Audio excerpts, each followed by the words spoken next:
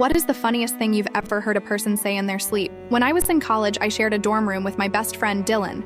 We were both broke, exhausted, and constantly running on ramen noodles and caffeine. The only real perk to our tiny room was how close we were to the vending machines. Late-night study sessions often turned into early morning delirium. And one night, Dylan had gone to bed while I stayed up finishing a paper. Around 2 a.m., just as I was typing the last sentence, I heard Dylan suddenly mutter something under his breath. I froze and turned my chair slightly toward his bed. He was on his back, snoring softly, but then his arm jerked up like he was reaching for something in the air. In a totally calm, serious tone, he said, "You can't fight the spaghetti, man. It's already in your shoes." I stared at him, blinking. I thought maybe I was overtired, hallucinating. But then he sat up slightly and added, "Just tell the mayor the ducks are in position." I burst out laughing, nearly fell out of my chair. He didn't even flinch, just lay back down and continued snoring like nothing happened.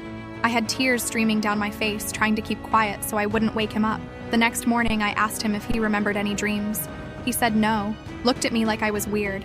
I told him what he said, and he didn't believe me until I showed him the voice recording I managed to catch, when I realized it might not stop at spaghetti and ducks. That became a running joke for the rest of college. Whenever something went wrong, an exam, a bad date, a late assignment, we'd just look at each other and say, "You can't fight the spaghetti."